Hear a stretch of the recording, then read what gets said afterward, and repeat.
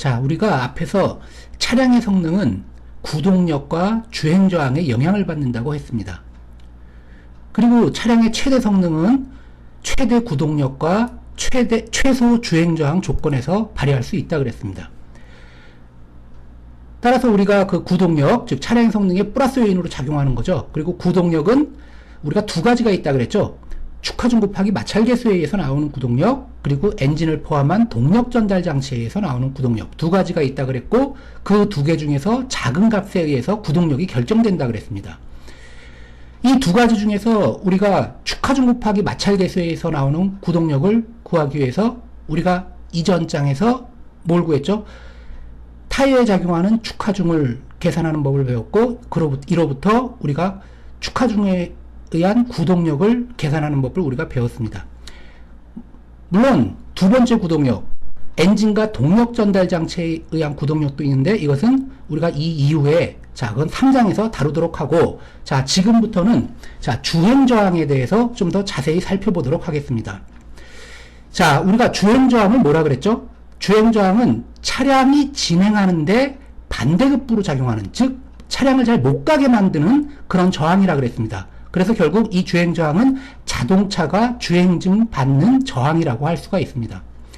그리고 우리가 주행저항은 크게 네 가지가 있다 그랬죠. 첫 번째로 구름저항 또는 회전저항이라고 그랬습니다. 이 구름저항 또는 회전저항은 타이어가 굴러가는데 드는 저항이라고 했죠. 굴러가는데 우리가 발생하는 저항이라고 했고, 이것은 주로 타이어 공기압의 어떤 크고 작고에 따라서 영향을 주로 많이 받는다 그랬습니다. 그리고 두 번째, 공기저항에 대해서도 한번 얘기를 했었죠. 간단하게. 공기저항은 자동차가 저속일 때는 주로 발생을 안 해요. 그러나 자동차가 고속으로 주행할 때는 공기저항이 발생한다 그랬습니다.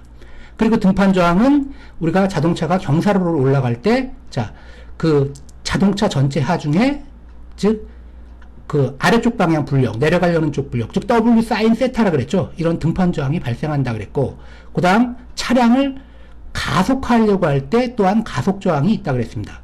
즉 이렇게 크게 네 가지 저항, 이 네 가지 저항의 총합을 우리가 전체 주행 저항, 총 주행 저항이라고 할 수 있고, 이러한 총 주행 저항은 우리가 자동차가 주행하는 어떤 도로라든가 이런 어떤 주행 상태에 따라서 이 네 가지가 다 들어갈 수도 있고 혹은 하나만 들어갈 수도 있다 그랬어요.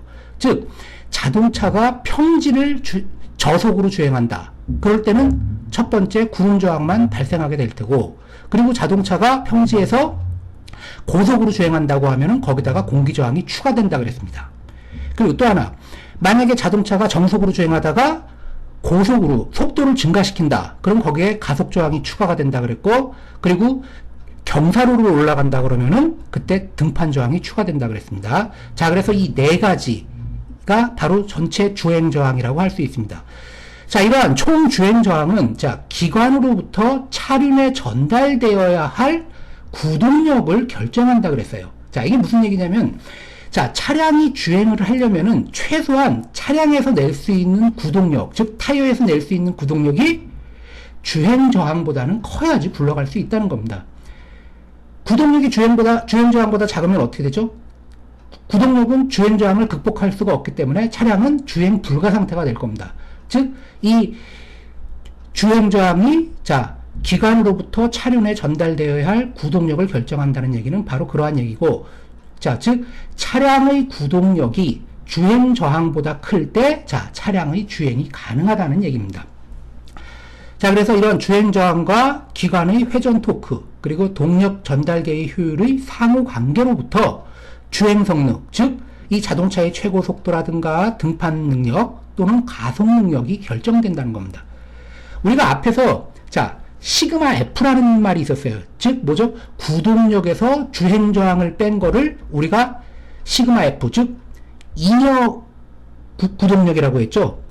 잉여 구동력이라고 해가지고 그 잉여 구동력, 즉 F에서 구동력 F에서 주행저항 R을 뺀 값이 크면 클수록 잉여 구동력이 많아서, 왜 온로드 자동차에서는 이 잉여 구동력을 어디에 활용한다 그랬죠? 차량을 가속화하는 데 쓸 수도 있고, 또는 때에 따라서는 그거를 경사지를 올라가는 데도 사용할 수도 있습니다.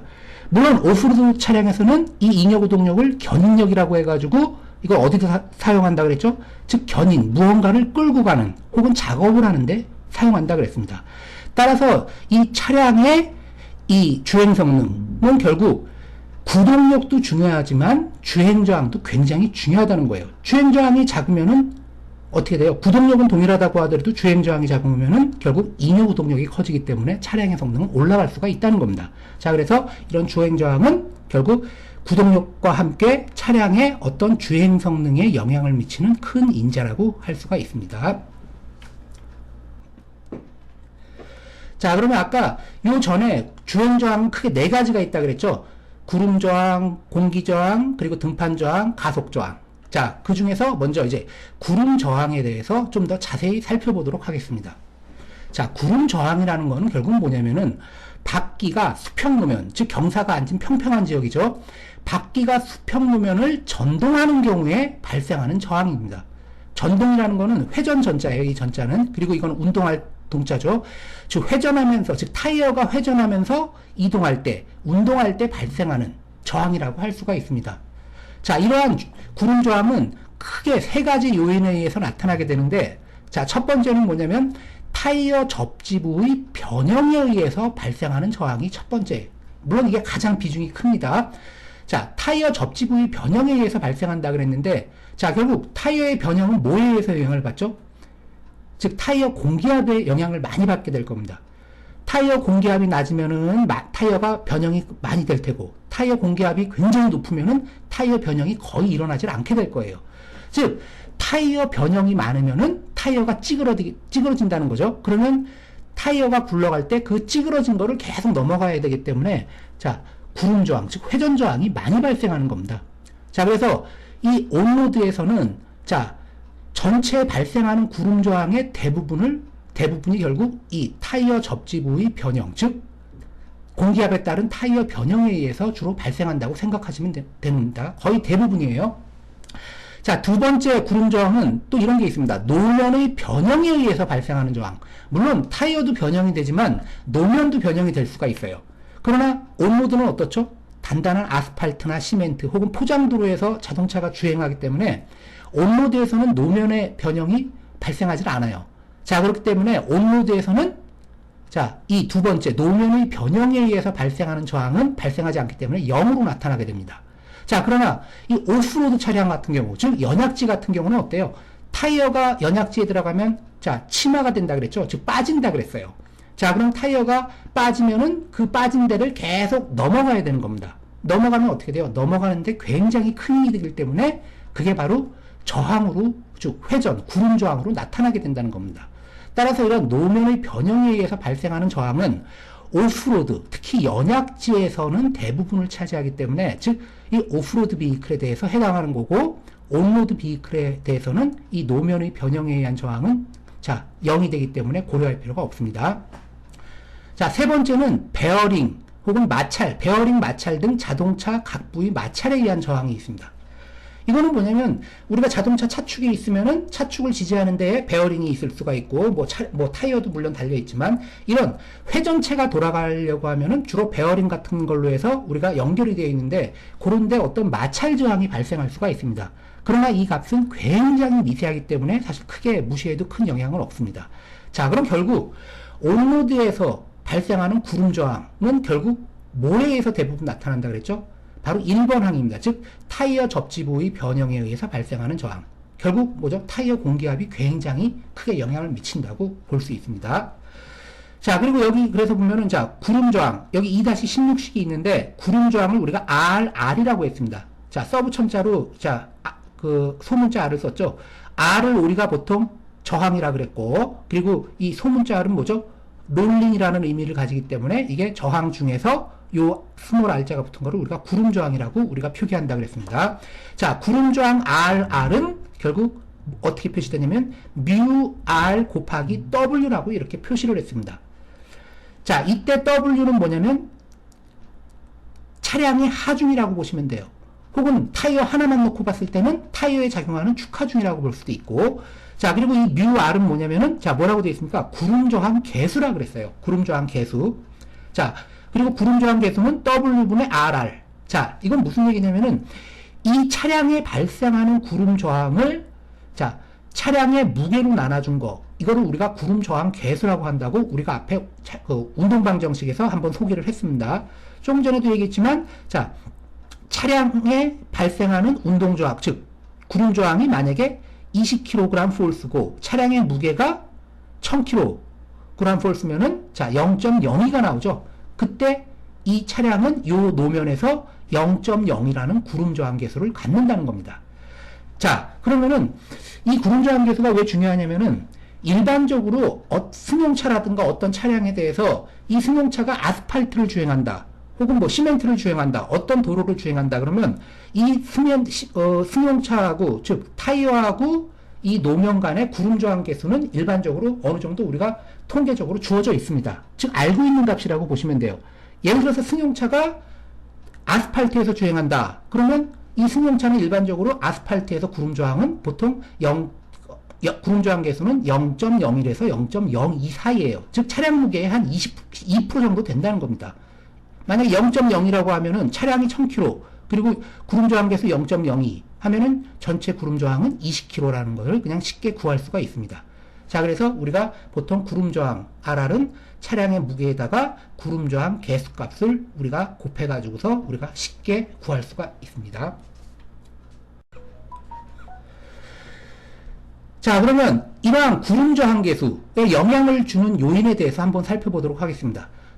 자, 구름 저항 계수에 일단 영향을 주는 요인은 첫 번째로 노면 상태가 굉장히 중요합니다. 자, 노면 상태가 영향을 크게 주는데, 자, 아래 한번 테이블을 한번 보겠습니다. 자, 뭐라고 되어 있죠? 도로 조건에 따른 구름 저항 계수라 그랬어요. 즉, 차량이 어떤 도로를 주행하느냐에 따라서, 즉, 구름 저항 계수가 다르게 나타난다는 겁니다. 자, 그럼 먼저 승용차용 공기 타이어, 가장 일반적인 경우로 볼 수 있겠죠. 자, 승용차용 공기 타이어 같은 경우 보면은, 자, 이 승용차용 공기 타이어의 구름 저항 계수는 맨 처음에 일반적으로 콘크리트, 즉 건조한 콘크리트 같은 데서는 구름 저항 계수가 0.01에서 0.02 사이 정도로 나타난다는 겁니다. 즉 뭐죠? 차량 무게의 약 1%에서 2% 정도 나온다는 겁니다. 구름 저항이. 그리고 같은 콘크리트인데도 좀 젖은 노면에서는 구름 저항이 조금 더 크게 나와서 0.02에서 0.03. 그리고 아스팔트, 일반 도로죠. 건조한 아스팔트에서는 0.01에서 0.02, 또 젖은 아스팔트에서도 역시 마찬가지로 0.02에서 0.03, 즉 콘크리트하고 거의 비슷하죠. 주로 아스팔트, 도로에서는 일반적으로 차량 무게의 한 2% 정도가 구름 저항으로 나타난다고 보시면 됩니다. 그리고 여기 뭐 자갈 플러스 타로라는 것도 있고, 뭐 비포장 도로인데 딱딱한 경우도 있고, 뭐 농로, 모래길, 뭐 이런 것도 있어요. 자, 즉 모래사장 같은 데 지날 때, 농로라든가 모래사장 같은 경우에는 구름 저항 계수가 0.1에서 0.35 정도 범위로 이렇게 주어져 있다 그랬습니다. 물론 이건 농로하고 모래길이라는 거는 이 노면, 토양의 종류가 경우의 수가 너무 많아요. 뭐 수백, 수천, 수만 가지가 있을 수가 있겠지만 하여튼 크게 보면은 이 범위 안에 그 많은 종류의 토양의 구름 저항 계수가 이 범위 안에 들어간다는 건데, 자, 예를 들어서 이런 뭐 모래사장 같은 데서 구름 저항 계수가 0.35다. 엄청 크죠? 그러면은 이게 의미하는 게 뭐죠? 차량 무게가 예를 들어서 2000kg다. 그러면은 그거의 35%가 구름 저항으로 나타난다는 거예요. 즉 2000 곱하기 0.35. 그럼 뭐죠? 700kg 포스에 해당하는 겁니다. 자, 우리가 앞에서 온로드에서는 차량을 중립해 놓고, 즉 기어를 빼놓고서 뒤에서 밀면은 20-30kg 정도로 밀면은 굴러가요. 자, 근데 여기는 차량이 2000kg라고 하면은, 자, 구름 저항이 몇이라는 거죠? 700이라 그랬죠? 그러면 사람이 아무리 밀어도 안 밀어갑니다. 거의 한 10명 이상이 밀어야 굴러갈 정도로 굉장히 구름 저항이 크게 발생한다는 것을 알 수 있습니다. 자, 그 다음에 여기 뭐 상용차, 뭐 트럭이라든가 그런 겁니다. 그런 상용차용 공기 타이어 기준으로 봤을 때, 자, 구름 저항 계수는 가장 일반적으로 뭐 콘크리트나 아스팔트, 가장 대표적인 노면이라고 할 수 있죠. 자, 0.006에서 보통 0.001. 자, 어때요? 일반 승용차보다 이런 트럭이라든가 이런 상용차의 구름 저항 계수는, 자, 결국 뭐죠? 승용차 타이어보다 구름 저항 계수가 작다는 겁니다. 즉 같은 무게를 가지고 있다고 하더라도 승용차보다는 이런 상용차가 결국 구름 저항이 적게 발생한다는 것을 알 수가 있습니다. 그 이유는 뭐냐면은 일반 승용차보다 이런 상용차들이 그 승용차용 공기 타입에 비해서 주로 공기압이 일반적으로 높습니다. 공기압이 높으면 어떻게 된다 그랬죠? 거의 점접촉에 가까워지기 때문에 우리가 이렇게 굴러가기에 저항력이 굉장히 적게 나타납니다. 그래서 이 상용차용 공기 타이어가 자, 승용차용 공기 타이어에 비해서 구름 저항 계수가 이렇게 작게 나온다는 거. 자, 그리고 뭐 이건 밑에는 뭐 기차용 금속 차량이라 그랬으니까 철로에서니까 이건 큰 의미는 없죠. 일반 도로 자동차는 아니니까. 자, 이건 넘어가도록 하겠습니다. 자, 노면이 이제 구름 저항 계수에 영향을 미친다 그랬지만, 자, 그 다음에 또 타이어의 종류와 구조도 구름 저항 계수에 크게 영향을 미칩니다. 자, 여기 보시면은 레이디얼 타이어하고 바이어스 타이어라는 말이 있는데, 사실 여러분들이 뭐 레이디얼 타이어가 뭐고 바이어스 타이어가 뭔지는 굳이 알 필요는 없지만, 그냥 크게 보면은, 자, 레이디얼 타이어는 뭐냐면 우리가 일반 승용차라든가, 즉 일반 고속주행용으로 일반 승용차라든가 뭐 RV차라든가 이런데 장착하는 타이어는 전부 다 레이디얼 타이어라고 생각하시면 되고, 이 바이어스 타이어는 주로 작업용 차량에 많이 장착을 합니다. 뭐 트랙터라든가 뭐 이런 데 많이 장착을 하는데, 뭐 두 개의 차이라고 하면은 사실은 이 타이어 제조 과정부터 좀 틀립니다. 안에 보면은 타이어에 어떤 튼튼하게 뭐 이제 벨트라는 게 있는데, 벨트를 감는 방식부터 틀리고 뭐 각도도 틀리고 이렇게 하지만, 뭐 그런 걸 떠나서 큰 차이는 뭐냐면, 레이디얼 타이어는 바이어스 타이어에 비해서 좀 강성이 높다고 생각하시면 돼요. 즉 변형이 적다고 생각하시면 되는 겁니다. 자, 변형이 적으니까 결국 어때요? 고속주행에 좀 유리할 겁니다. 자, 찌그러짐이 좀 적으니까. 그래서 레이디얼 타이어는 바이어스 타이어에 비해서 고속주행에 좀 유리하고, 바이어스 타이어는 레이디얼 타이어보다는 고속주행에는 적합하지 않습니다. 그래서 이런 바이어스 타이어는 고속용이 아닌, 조금 전에 얘기했던 어떤 농용 차량이라든가 어떤 건설용 차량 같은 데에는 바이어스 타이어가 많이 사용하고, 승용차라든가 이런 도로에서 고속 주행을 목적으로 하는 거에는 레이디얼 타이어가 자 많이 장착된다고 생각하시면 돼요. 자, 하여튼 이 두 개 중에서 자 주행 저항, 즉 구름 저항은 결국 뭐예요? 고속용으로 변형이 좀 적다 그랬죠. 레이디얼 타이어가 바이어스 타이어에 비해서는 구름 저항이 적게 나타난다고 보시면 됩니다. 자, 그 다음에 세 번째, 타이어의 공기압도 구름 저항에 많은 영향을 미친다 그랬어요. 물론 이거는 이런 거에 비해서 훨씬 많이 미치죠. 굉장히 영향이 큽니다. 공기압의 크고 작고에 따라 가지고 구름 저항에 많은 영향을 미친다 그랬어요. 자, 조금 전에도 얘기했지만, 자, 온로드에서는 공기압이 낮으면 어떻게 된다 그랬죠? 타이어가 많이 찌그러진다 그랬죠? 즉 변형이 많이 된다 그랬습니다. 그래서 온로드에서는 공기압이 낮을수록 구름 저항이 증가하게 된다 그랬습니다. 자, 그러나 오프로드는, 즉 연약지에서는 반대의 경향으로 나타나게 돼요. 즉 연약지에서는 공기압을 낮추면은 어떻게 된다 그랬죠? 많이 찌그러진다 그랬죠? 조금 전에도 공기압을 낮추면은 타이어가 많이 찌그러진다 그랬는데, 자, 연약지에서는 타이어가 푹 빠진다 그랬어요. 치마가 많이 된다 그랬는데, 타이어가 많이 찌그러지는 상태에서는 조금만 치마해도 접지 면적이 굉장히 넓어지게 됩니다. 그래서 연약지에서는 타이어 공기압을 낮추면은 접지 면적이 넓어지고, 그리고 접지 면적이 넓어지면 뭐죠? 접지압이 낮아지고, 역시 또 뭐죠?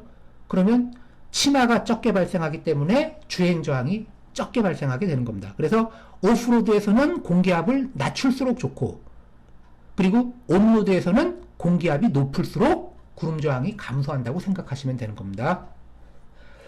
자, 그 다음에 전동 속도, 즉 타이어의 회전 속도죠. 타이어 회전 속도가 빨라진다는 것은 의미상으로는 자동차가 속도가 빨라진다는 겁니다. 즉 자동차가 고속일수록 구름 저항도 같이 증가한다는 겁니다. 자, 예를 들어서 여기 그래프 한번 보시겠습니다. 여기 오른쪽에 그래프가 하나가 나와 있는데, X축은 자동차의 속도예요. 차속. 그리고 오른쪽은 구름 저항 계수입니다. 자, 구름 저항 계수. 구름 저항 계수는 구름 저항을 그 차량의 무게로 나눈 거라 그랬죠. 자, 여기 그래프가 하나, 둘, 셋, 넷, 다섯, 여섯 개인가요? 이렇게 곡선이 이렇게 있는데, 자, 맨 위에 있는 거는 공기압이 약 1.0kg/제곱센치, 제곱센치, 두 번째 건 1.3, 세 번째 1.6 쭉 해서 맨 위에 거에서부터 아래쪽으로 내려갈수록 뭐죠? 공기압이 높은 겁니다. 공기압이 높은 타이어예요. 자, 그럼 보시면 알겠지만 공기압이 낮은 타이어에 비해서 공기압이 높아질수록, 아래로 갈수록 공기압이 높다 그랬죠? 높아질수록 뭐예요? 전체적으로 보면은 구름 저항 계수가 작다는 것을 알 수가 있습니다. 즉 공기압이 높을수록 아까 구름 저항이 작게 발생한다 그랬죠. 자, 그 다음 차속에 대해서도 한번 보겠습니다. 뭐 어느 공기압이든 관계없어요. 속도가 증가함에 따라, 자, 이거 한번 볼까요? 맨 위에 거. 속도가 증가함에 따라 구름 저항 계수가 이렇게 급격히 증가하고 있습니다. 물론 모든 공기압에 대해서 거의 비슷한 경향으로 차속이 증가할수록 구름 저항 계수가 증가하는 것을 볼 수가 있습니다. 자, 근데 이런 차속이 증가함에 따라 구름 저항 계수가 증가하는 경향은 이렇게 아주 공기압이 높은 경우에는 증가 경향이 그렇게 크지 않지만 공기압이 낮은 경우에는 자동차의 속도가 증가할수록 구름 저항 계수가 급격히 증가한다는 것을 우리가 볼 수가 있습니다. 자, 하여튼 이런 자동차의 속도는 구름 저항에 이제 영향을 미친다 그랬어요. 그리고 고속일수록 구름 저항 증가한다 그랬습니다. 자, 근데 특정 속도 이상의 고속에서는 자, 스탠딩 웨이브라는 용어가 있는데 이런 스탠딩 웨이브에 의해서 구름 저항이 급속히 커지게 됩니다. 자, 이 스탠딩 웨이브에 대해서는 자, 우리가 뒷페이지에서 자, 다음 페이지에서 다시 한번 살펴보도록 하겠습니다. 자, 이제 스탠딩 웨이브라는 용어에 대해서 한번 살펴보도록 하겠습니다. 제가 이제 이 스탠딩 웨이브라는 용어에 대해서 설명을 하려고 이제 교과서를 찾아봤는데 자료가 좀 충분치 않아가지고 저 여기 옆에 나온 것처럼 인터넷에서 좀 잘 나온 자료를 제가 좀 정리를 했습니다. 여기 보면은 뭐 두피디아라고 되어 있죠. 두피디아.co.kr 즉 두산백과라는 데서 이제 찾은 내용입니다. 자, 일단 스탠딩 웨이브라는 게 뭐냐면은 자, 자동차가 고속으로 주행할 때 타이어 접지부에 열이 축적되어 변형이 나타나는 현상이라고 했습니다. 자, 우리가 알다시피 타이어는 하중을 받으면은 변형이 돼요. 자, 근데 이 타이어가 하중을 받으면 변형이 되지만 자, 하중이 없어지면 어떻게 되죠? 타이어 자체 공기압이 있죠. 즉 다시 말해서 내압에 의해 가지고 타이어가 원상태로 복귀되려는 성질이 있습니다. 즉 타이어가 오른쪽 그림과 같이 이렇게 굴러가면서 자, 맨 아래쪽 지면하고 닿는 부분이 어떻게 되죠? 지면하고 닿는 부분은 타이어가 찌그러지게 될 겁니다. 변형이 돼요. 자, 그럼 변형이 되고 이게 타이어가 굴러가면 변형된 부분이 요 다음 단계로 이렇게 올라가게 될 겁니다.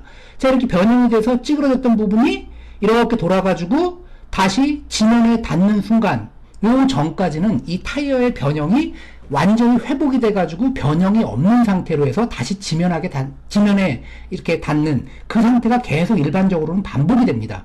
근데 이 아주 고속으로 주행할 경우에는 쉽게 말해서 뭐냐면 이 변형된 부분이 회복하기 전에 다시 지면하고 즉 노면하고 다시 접촉을 한다는 게 바로 스탠딩 웨이브라고 볼 수 있습니다.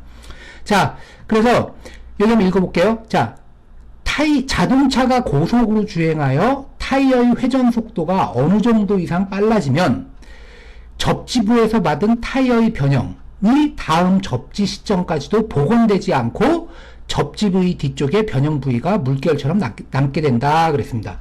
자, 한마디로 말해서 이 앞에 설명한 것처럼 변형된 부분이 돌아가지고 뭐예요? 다시 노면과 닿기 전까지 회복이 안 되고 찌그러진 상태로 그대로 다시 노면과 다시 닿는 현상이라고 보시면 되는 겁니다.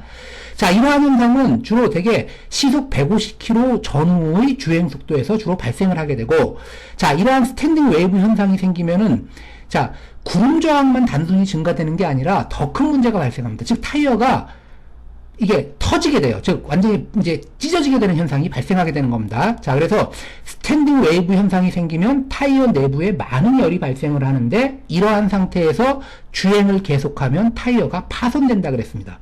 그래서 너무 고속도로에서 너무 고속으로 계속 주행을 하다 보면은 타이어가 터져가지고 정말 대형 사고가 날 수 있다는 겁니다. 자, 그래서 이러한 현상은 주로 레이디얼 타이어보다는 바이어스 타이어에서 더 심하게 나타나게 됩니다. 전 페이지에서 뭐라 그랬죠? 레이디얼 타이어는 고속 주행용으로 만들어졌고 바이어스 타이어는 고속보다는 어떤 저속에서 작업용으로 만들어졌다 그랬어요. 그리고 레이디얼 타이어는 바이어스 타이어보다 좀 강성이 크다 그랬죠. 즉 변형, 즉 찌그러짐이 적다는 겁니다. 그러니까 고속에서도 이 바이어스 타이어에 비해서 레이디얼 타이어는 스탠딩 웨이브 현상이 좀 덜 나타나게 된다는 뜻입니다.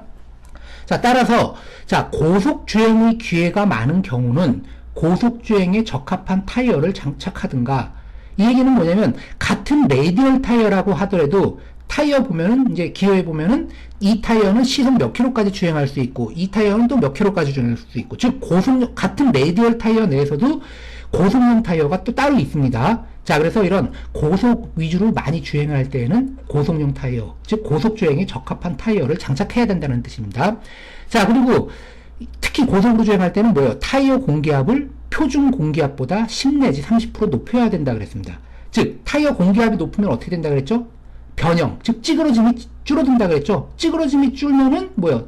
변형량이 적으면은 이 돌아가지고 다시 그 찌그러진 부분이 지면에 닿기 전까지 회복이 쉽게 될 수 있는 그런 경향을 갖게 되기 때문에, 자, 이런 타이어 공기압을 표준 공기압보다 10 내지 30% 정도 높이면은 우리가 이 스탠딩 웨이브 현상이 좀 적게 발생할 수 있게 할 수 있다는 뜻입니다. 자, 우리가 앞에서 타이어 공기압은 차량의, 즉 타이어의 구름 저항에 영향을 미친다 그랬습니다. 자, 그래서 지금부터는 이 타이어 공기압이 적어지면, 즉 공기압이 낮아지면 왜 차량의 구름 저항이 증가하게 되는지, 그 구름 저항의 발생 원인, 즉 이유에 대해서 한번 살펴보도록 하겠습니다. 자, 그래서 온로드에서 타이어 공기압에 따른 구름 저항의 발생 요인에 대해서 한번 살펴보겠습니다. 자, 여기 보시면은, 자, 여기 타이어가 있는데, 타이어가 지금 3개가 있습니다. 1, 2, 3. 이 3가지 경우의 타이어가 있고, 이 타이어는 전부 다, 자, 온로드, 즉, 단단한 노면에서 지금 굴러가고 있는 타이어라고 보시면 되는 겁니다. 자, 그럼 여기 이제 타이어가 3개가 있는데, 이 차이가 뭐냐면은, 첫 번째 경우, 자, 첫 번째 경우는, 자, 타이어 공기압을 P라고 했습니다. 자, 타이어 공기압이 첫 번째 경우는 무한대예요. 물론 실제적으로 타이어 공기압이 무한대일 수는 없겠죠. 근데 우리가 이 설명을 하기 위해서 제가 가정을 한 겁니다. 첫 번째 타이어는 타이어 공기압이 무한대예요. 자, 무한대라는 건 결국 뭐죠? 타이어의 찌그러짐, 즉 다시 말해서 변형이 전혀 발생하지 않는다는 뜻입니다. 자, 타이어의 변형이 전혀 발생하지 않으니까, 자, 이 타이어는 뭐죠?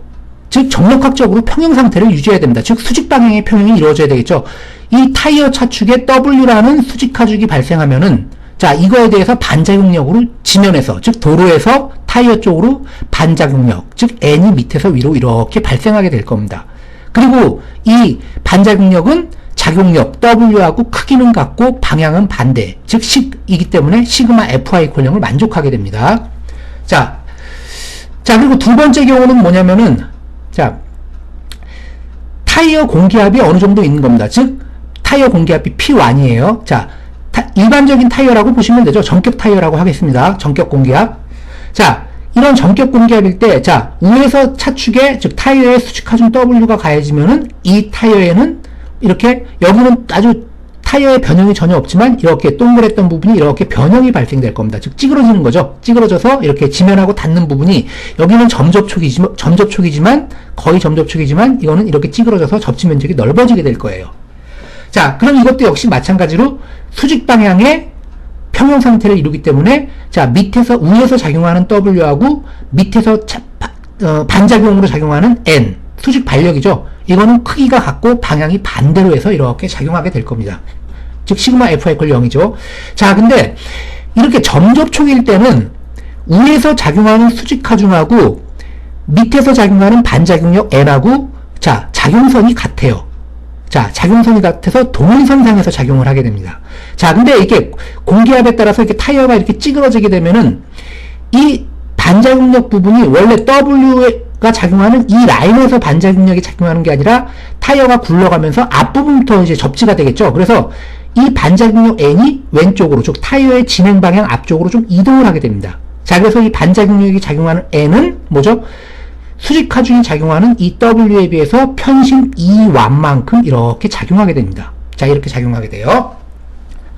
자, 그리고 이제 세 번째 경우 한번 보겠습니다. 자, 세 번째 경우는, 자, 타이어 공기압이 P2인데 이것은 P1보다 더 작은 경우입니다. 즉 여기 나왔죠. 타이어 공기압이 각각 P0, P1, P2라고 그랬는데 P1, P0가 가장 타이어 공기압이 큰 경우, 즉 아까 무한대라 그랬죠. 자, 그리고 그 다음에 P1은 이제 타이어 공기압이 좀 P0보다 작은 경우고, P2가 타이어 공기압이 가장 많은 경우에 해당하는 겁니다. 즉 찌그러짐이 가장 많다는 거죠.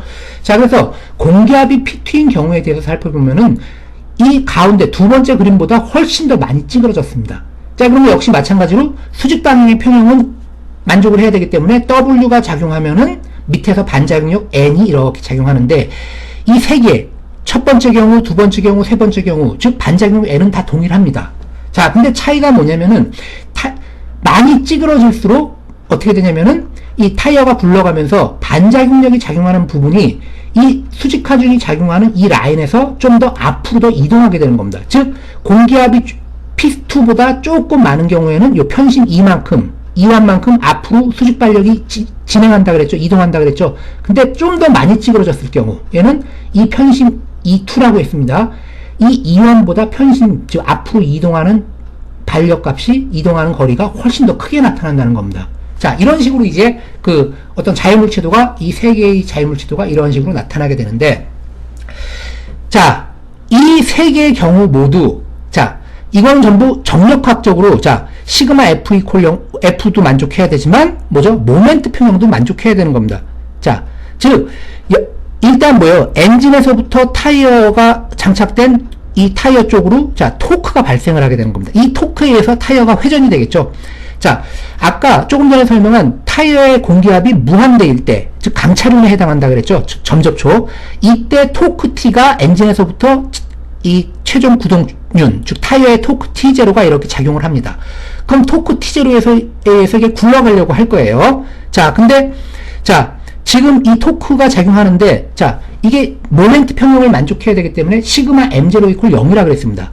자, 그러면 여기는 작용하는 토크가 T0가 작용하지만, 자, 다른 모멘트가 있어요, 없어요? 저항 모멘트가 없죠? 반대 방향 저항 모멘트가 없기 때문에 이 T0는 0으로 접근하게 된다는 겁니다. 즉, T0 값이 아주 작더라도 얘는 굴러갈 수 있다는 뜻이에요. 자, 그러면 두 번째 거에 대해서 한번 보겠습니다. 제가 사실 두 번째 거를 먼저 설명하고서 첫 번째를 설명해서 좀 이해가 쉬울 텐데, 자, 여기 오른쪽에 제가 빨간색 박스로 해가지고, 자, 4E 했습니다. 자, 두 번째 경우에 대해서 설명을 한 겁니다. 자, 이 5점에 대해서 한번 모멘트를 취해 보겠습니다. 5점에 대해서 모멘트를 취하면은, 자, 이 타이어는, 자, 5점에 대한 모멘트의 합이 0이 되어야 되는 겁니다. 자, 그러면 시그마 M0 이퀄 0이 돼야 되는데, 자, 지금 이걸 식을 쓰면은 시그마 M0, 자, 5점에 대한 모멘트를 우리가 다 쓰면은 어떻게 되죠? 일단 엔진에서부터 전달되는 토크 T1이 이렇게 회전력이 작용하고 있습니다. 이건 플러스 모멘트가 되겠죠? 자, 그래서 T1이 있고, 자, 그 다음에 진연 발력 N이 작용하는데, 자, 이 5점을 통과하는 이 수직축에 대해서 편심 2완만큼 앞으로 이동을 했다 그랬어요. 자, 그러면 이때 모멘트 N은 어떤 모멘트를 발생시키죠? 5점에 대해서 N에다가 모멘트 팔 길이가 뭐죠? 2완에 해당하는 겁니다. 즉 N 2완만큼의 모멘트가 발생을 하게 되고, 그리고 이 모멘트는 아까 토크는 반시계 방향 플러스 모멘트지만 얘는 뭐죠? 반대 방향 마이너스 모멘트가 발생하게 되는 겁니다. 자, 즉 이 N2완에 해당하는 게 뭐냐면 이 타이어가 굴러가려고 하는데 못 돌아가게 하려고 하는, 즉 저항 모멘트에 해당한다는 겁니다. 이 저항 모멘트 N2가 바로 뭐죠? 타이어를 못 굴러가게 하는, 즉 주행 저항에 해당한다고 보시면 되는 겁니다. 자, 그러면 5점에 대해서 모멘트를 취했으니까, 자, T1-N2와는 0이라는 식이 나오게 되고, 자, 이 가운데 그림이에요. 자, 그러면 요거 T1은 N2완이라는 값이 나오게 됩니다. 즉, 자, 그리고 우리가 토크는 앞에서 뭐라 그랬죠? 자동차 차축에 타이어에 작용하는 토크는 밑에서 발생하는 구동력에다가 타이어의 반경을 곱한 게 토크라 그랬습니다. 즉 FR이죠. 토크 T1은 FR이에요. 자, 이걸 그래서 구동력으로 쓰면은 구동력 F는, 자, R분의 T1인데, 자, 우리가 이 주행저항이라는 건 뭐예요? 이 주행저항을 극복하는 구동력이 있으면은 이 차량은 주행을 할 수 있다 그랬습니다. 그래서 차량이 주행하기에 필요한 구동력의 경계치는 뭐죠? 바로 주행저항하고 같은 그 순간, 그거보다 구동력이 주행저항보다만 조금이라도 크면은 타이어는 굴러갈 수 있게 되는 겁니다. 자, 그래서 여기서, 자, 구동력 F는 주행저항 R하고 같겨놨습니다. 즉 뭐냐면 구동력이 주행저항하고 같은 그 순간, 즉 조금이라도 큰 순간부터 차량이 굴러가게 되니까 요 구동력이 주행저항하고 같은 요 순간이 바로 타이어가 굴러갈 수 있는 그 순간이 되는 겁니다. 자, 그러면 F 이퀄 R이라고 놨을 때, 자, 이 R은 뭐죠? 주행저항입니다. 자, 그럼 주행저항은 어떻게 되죠? R분의 T1이 된다는 겁니다.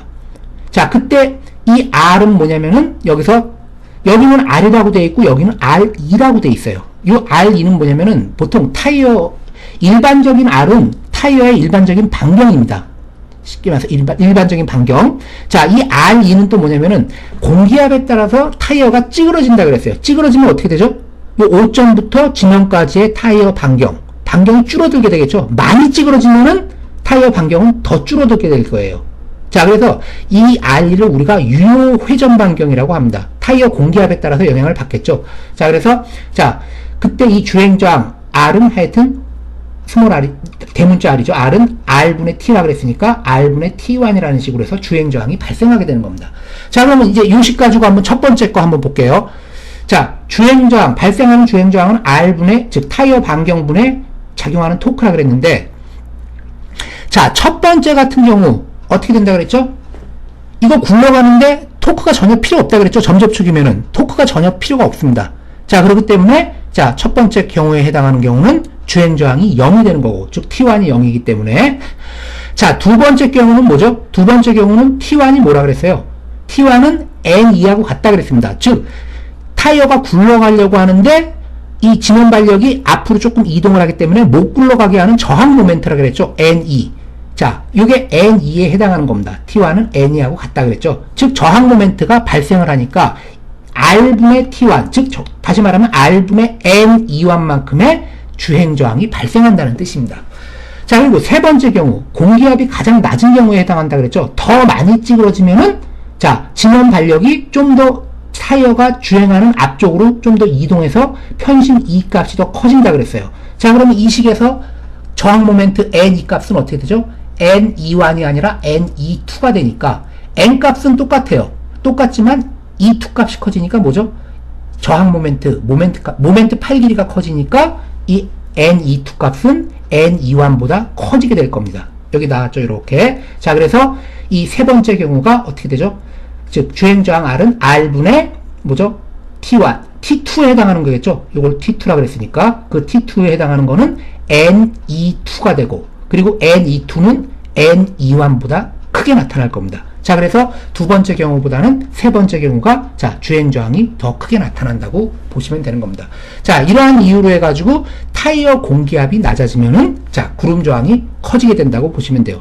자, 다시 한번 정리하면은 타이어가 강차량일 때는 점접촉이 되고 지면 발력이, 그때는 타이어를 회전시키는데 전혀 토크가 필요 없다는 겁니다. 자, 근데 타이어가 공기압이 좀 어느 정도 적당히 존재하면은 자, 지면 발력은 동일하게 나타나지만 자, 지면 발력은 어떻게 된다 그랬죠? 타이어가 굴러갈 때 먼저 닿는 부분, 앞부분 쪽으로 타이어 지면 발력이 앞쪽으로 조금 이렇게 이동해서 편심 이완만큼의 모멘트 팔 길이가 발생한다 그랬어요. 이게 바로 뭐죠? 저항 모멘트라 그랬죠? 토크에 의해서 회전하려고 하는데 회전을 못하게 하는 저항 모멘트가 된다 그랬고, 이 저항 모멘트가 커지면은 이 저항 모멘트 값을 타이어 반경으로 나눈 게 바로 구름 저항이라 그랬으니까 이러한 구름 저항이 발생하게 되는 거고, 그리고 타이어 공기압이 더 낮아지면 타이어는 더 많이 찌그러지고, 그러면은 이 수직 발력 N은 뭐죠? 좀 더 앞으로 더 이동을 해가지고 이 편심 E 값이 더 크게 나타난다는 겁니다. 그러면 요 R분의 T2에 해당하는 이 T2 값에서 자, N21이 N22가 되니까 즉 E2 값이 더 크죠. 그러니까 결국 자, 전체적으로 필요한 구동 모멘트가 더 커지게 되는 거기 때문에 자, 주행 저항이 커진다고 보시면 되는 겁니다. 자, 앞에 이제 설명은 다 했지만 한번 읽어볼게요. 자, 타이어 공기압이 무한대일 때, 즉 강차륜일 때는 타이어는 노면과 점접촉이 돼서 구름 저항이 전혀 없다 그랬고, 그리고 타이어를 회전시키는데 필요한 토크는 0. 그래서 구름 저항이 0이 된다 그랬고, 이와 같은 경우에는 두 번째, 세 번째는 자, 저항 모멘트, 즉 N이 앞으로 이동해서 편심이 커져서 저항 모멘트가 커지고, 세 번째 공기압이 낮은 경우에는 더욱 커진다고 이렇게 생각하시면 됩니다. 자, 이 다음 페이지는 제가 지금까지 쭉 앞에서 설명을 한 거를 좀 다시 정리한 내용이라고 보시면 됩니다. 자, 설명은 미리 다 했어요. 그러니까 여기서는 한번 제가 쭉 읽어보고 넘어가겠습니다. 자, 맨 처음 그림은 조금 전에 설명했죠. 자, 강차륜이면은 점접촉이기 때문에 회전하는 토크가 0이 되고, 그래서 구름 저항도 0이 된다 그랬습니다.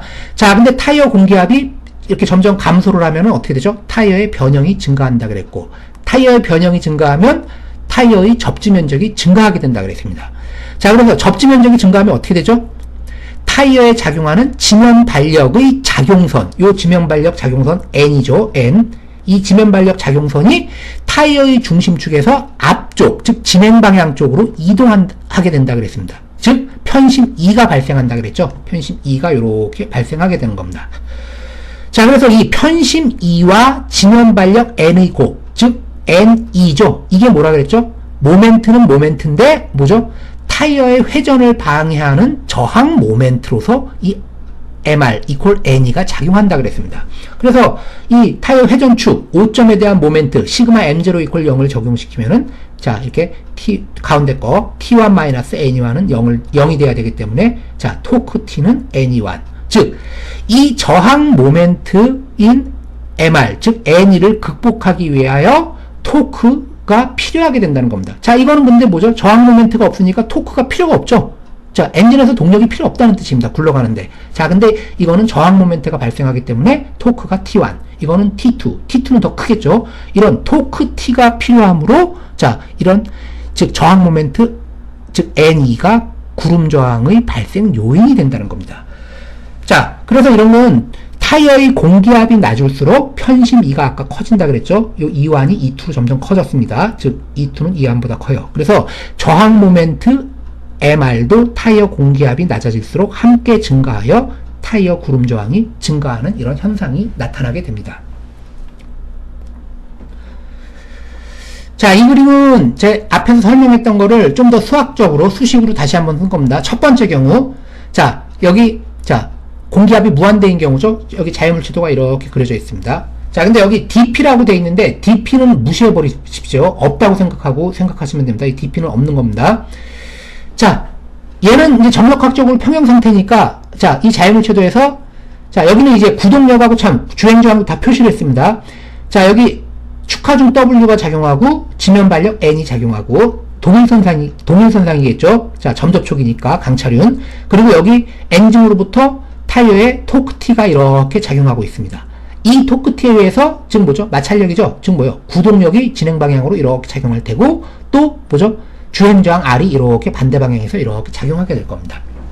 자, 그럼 요 그림 가지고 한번 설명을 할게요. 자, 얘는 정력학적으로 평형이니까 시그마 FI equal 0이 될 겁니다. 자, 그리고 정력학적으로 평형이라는 건 뭐냐면은 이 바퀴가 굴러가는데 가속도가 없다는 겁니다. 즉 정지 상태거나 아니면 일정한 속도로 유지한다고 하면은 시그마 F equal 0을 만족하게 되기 때문에 정력학적으로 평형 상태라고 볼 수 있습니다. 자, 그래서 시그마 F equal 0 하면은 자, N-W는 0이라는 식이 나오게 되고, 그래서 N은 W, 즉 발력과 수직력은 같다는 걸 알 수가 있고, 그 다음 X방향으로도 평형이 돼야 되겠죠. 가속도가 없으니까 자, 시그마 fx equal 0이 될 겁니다. 자, 그러면 이것도 뭐죠? 진행 방향, 왼쪽으로 가는 방향을 플러스 방향이라고 하면은 F-R은 0이라는 식이 나오게 되고, 결국은 뭐죠? F하고 R, 구동력하고 주행저항 R은 같다는 걸 여기서 알 수가 있습니다. 자, 세 번째, 5점에 대해서 모멘트 평형이 이루어져야 된다 그랬죠? 시그마 M0 equal 0. 그래서 T 플러스, 자, 여기 주행저항은 마이너스 모멘트, 주행저항도 플러스 모멘트죠. 이렇게 돌아가려고 하는 모멘트가 발생할 겁니다. R2에다가 타이어의 아까 U 회전 반경이라고 그랬죠? R 곱하기 모멘트 파이 길이 R2가 이렇게 나타날 테고, 그 다음, 구동력은 이렇게 작용하는데, 이렇게 반대로 돌아가니까 얘는 마이너스 모멘트가 될 겁니다. 그래서 마이너스 구동력 F에다가 모멘트 파이 길이 R2를 곱해서 마이너스 FR2. 자, 이렇게 다른 모멘트는 없죠. 자, 그래서 equal 0이라는 식이 나오게 됩니다. 자, 근데 여기서 요 바로 시그마 X equal 0이라는 식에서 F하고 R은 같다 그랬어요. 자, 그럼 요 세 번째 여기 모멘트 식에서 자, 두 개의 R2는 같고 F하고 R이 같으니까 결국 뭐죠? 요항하고 요항 두 개의 여기서 FR2에서 FR2를 뺀 거는 0이 될 겁니다. 결국 나머지는 토크만 남게 되겠죠. 그래서 토크 T는 0이라는 식이 나타나게 됩니다. 즉 이렇게 점접촉일 때, 강차를 중일 때는 이 회전시키는데 필요한 토크가 필요 없다는 뜻입니다.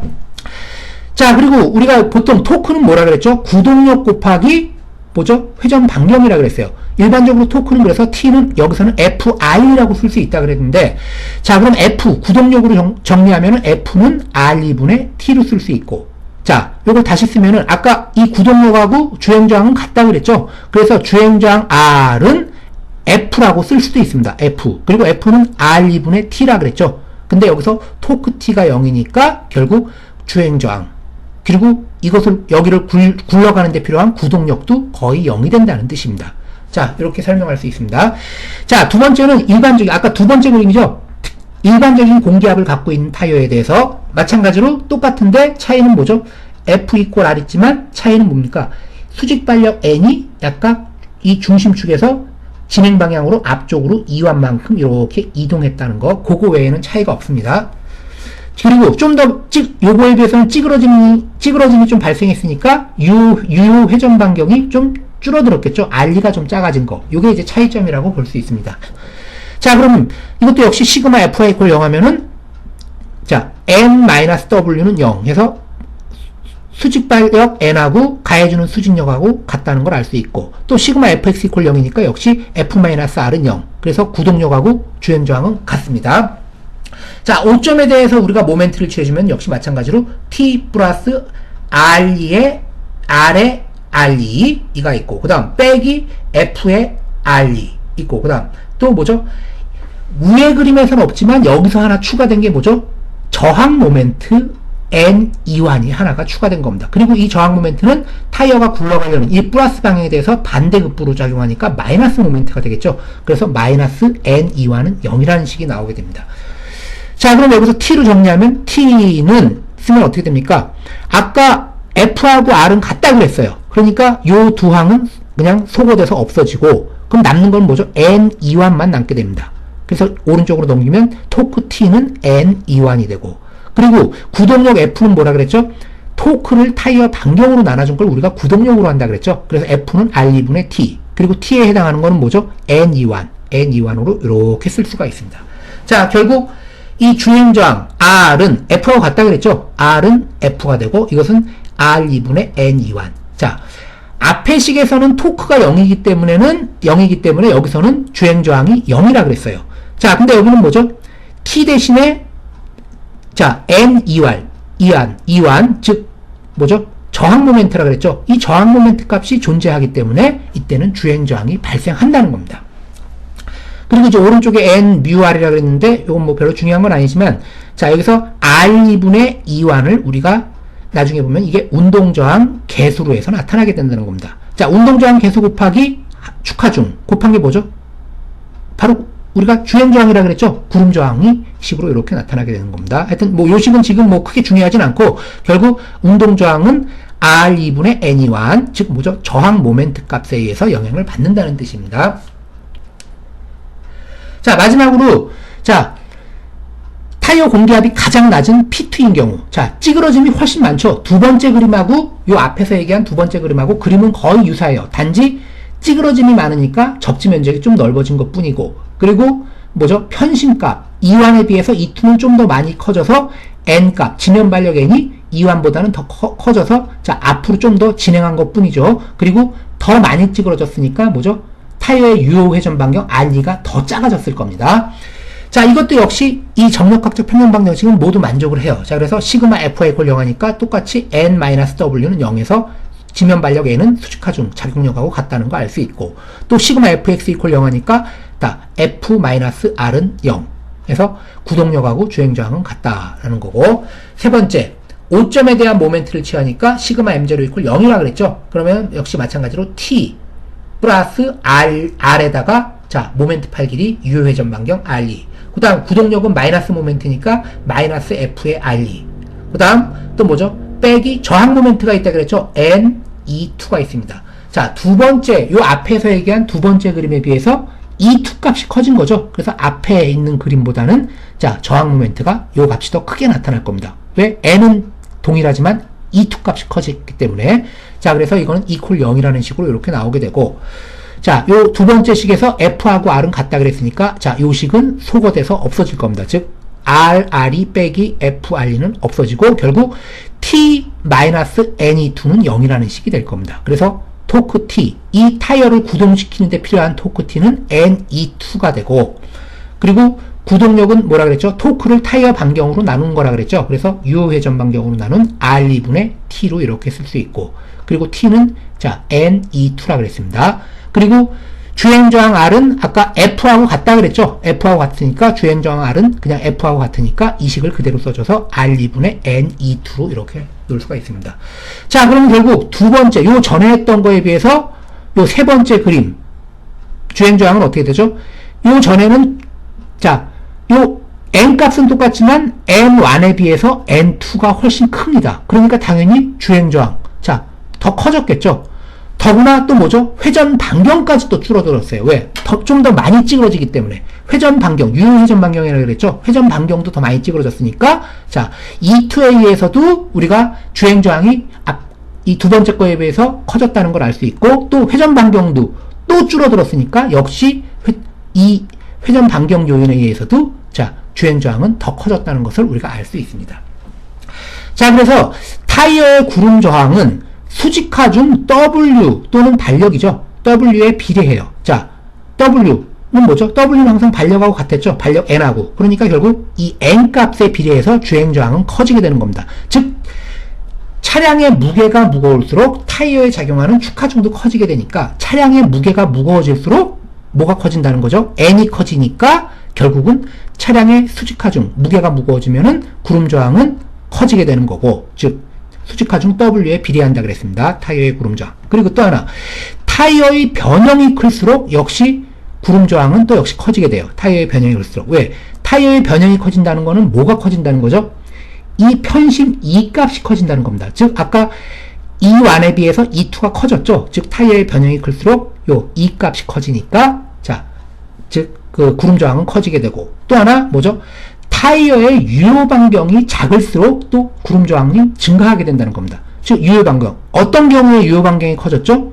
공기압이 낮아질수록 타이어가 많이 찌그러지게 된다 그랬죠? 그래서 공기압이 낮아질수록 이 타이어의 유효 반경 R2 값이 작아지게 되는 겁니다. 즉, 분모가 작아지면 주행 저항은 커지겠죠? 그래서 유효 반경이 작을수록 증가한다는 겁니다. 그래서 다시 정리하면은 타이어의 구름 저항은 수직화 중 W에 비례하고, 또 뭐예요? 타이어의 변형이 클수록, 그리고 타이어의 유효 반경이 작을수록 이 구름 저항은 증가한다는 것을 우리가 알 수 있습니다. 자, 다음은 예제를 한번 보겠습니다. 자, 총 질량 M = 1400kg의 승용차가 건조한 아스팔트 포장도로를 시속 90km/h, 즉 25m/s의 속도로 주행 중이다 라고 그랬습니다. 자, 이때 구름저항 RR을 구하고, 또 뭐죠? 구름저항 출력 PR을 구하라는 문제입니다. 자, 여기서 구름저항 출력이라는 건 뭐냐면, 이러한 구름저항이 발생했을 때 이 구름저항을 극복하면서 자동차가 주행할 수 있도록 하는, 그때 소요되는 동력 PR을 구하라는 겁니다. 단 도로의 구름저항 계수 μR은 0.015로 주어졌습니다. 자, 뭐죠? 대략 한 차량 무게의 1.5% 정도 되는 거죠. 자, 이렇게 주어졌습니다. 자, 먼저 구름저항 RR은 뭐라고 그랬습니까? 자, 차량의 무게에다가 뭐죠? 구름저항 계수를 곱해가지고 구름저항을 구할 수 있다고 그랬습니다. 즉, μR에다가, 자, 여기는 차량의 무게로 주어진 게 아니고, 자, 질량으로 주어졌어요. 1400kg. 그러면 질량은 무게로 표시하면 어떻게 되죠? mg로 표시하면 되겠죠? 그래서 μR mg가 되고, 자, 여기다가 이제 수치를 대입하니까 0.015 곱하기 차량의 질량 1400kg, 거기다가 중력과 속도 9.8m/s제곱을 이렇게 곱해주면 될 겁니다.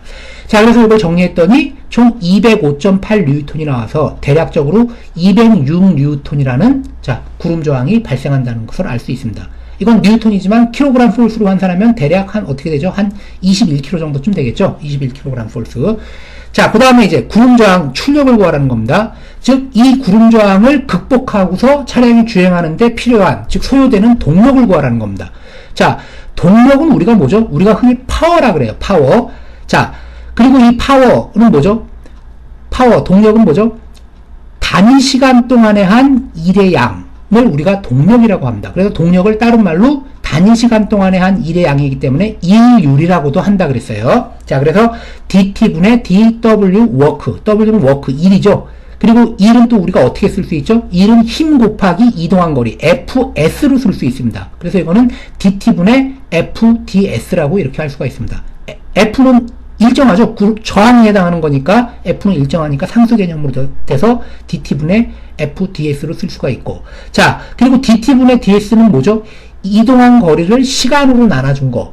즉 뭐죠? dt분의 ds는 속도가 될 겁니다. 그래서 이 식은 다시 f 곱하기 v. 즉 자동차의 속도에 해당하는 거죠. 자, 그리고 f는 뭐죠? 구름저항하고 같습니다. 힘. 그래서 rr의 v로 쓸 수가 있습니다.